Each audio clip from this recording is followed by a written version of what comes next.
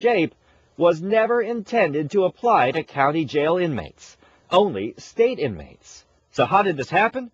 In the final bill obtained by 10 News, we found provisions that do appear to allow for counties to release low-level, non-violent inmates. I did oppose this legislation. Local Republican Assemblyman Nathan Fletcher says the confusion is not surprising. This is mind-boggling. How can state legislators not know what they're passing? Well, Sacramento is broken. In this instance, something was rushed through in the middle of the night, and I think now in hindsight, a lot of folks are wishing they had had more time to analyze the bill. Tirico says the Assembly had to work quickly after a court order mandating a cut in the prison population. He says the bill's intent is clear if looked at in its entirety, an opinion disputed by Terry Steigerwalt, who represents dozens of the released inmates. He says however it's resolved, those let out are staying out.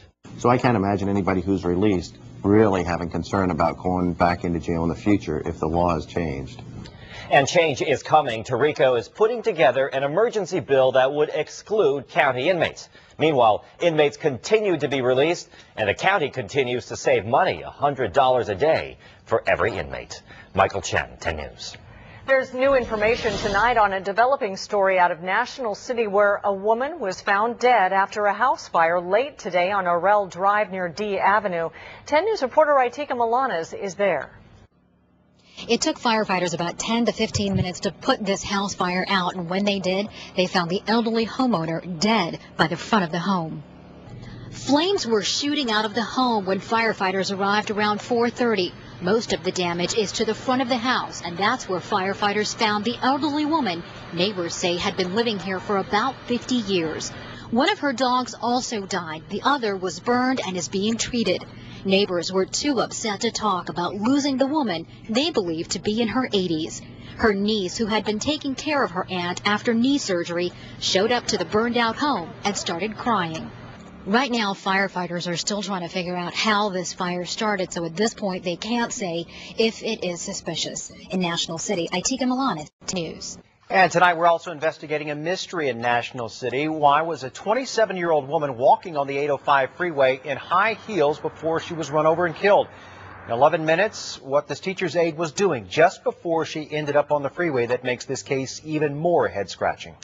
San Diego is the warmest place in the country today. We have team coverage of the mini heat wave.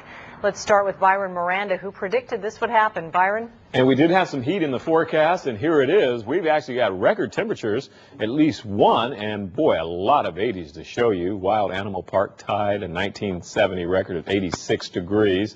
We were some 10 to 20 degrees above normal in some areas. San Diego was 11 degrees above normal at 78. Chula Vista, 79, 10 degrees above normal. Escondido is 82, Santee at 83, and there's one more day of this heat in the forecast. Right now, if you're getting ready to head outside, it's nice and comfortable in the low 50s to the mid 60s. 54 Camp Pendleton, 63 in Miramar, 56 in Chula Vista, and 53 in Imperial Beach.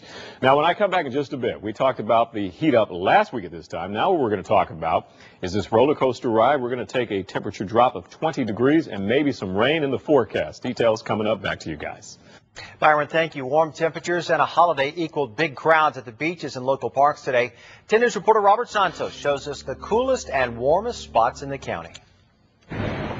San Diego has not seen a warm-up like this in nearly a month. Yes, it is warmer than normal at the beaches, but with temperatures in the 70s, it is the coolest spot in the county. Not too hot, not too cold. It's kind of just right. Southern California may be rain-free, but a storm in the Pacific Northwest is roughing up the surf and creating dangerous rip currents. Much more than normal for this time of year, absolutely. We've had about a dozen rescues each day during this weekend. About 35 miles inland at the Wild Animal Park, temperatures jumped another 10 to 15 degrees, easily reaching the mid-80s, making it the warmest spot in the country. I actually am enjoying being hot. Ilana Goldstein calls this place heaven compared to where she's from in New York. Wind chill factors in the 20s, about 8 to 10 inches of snow on the ground with another inch or two coming.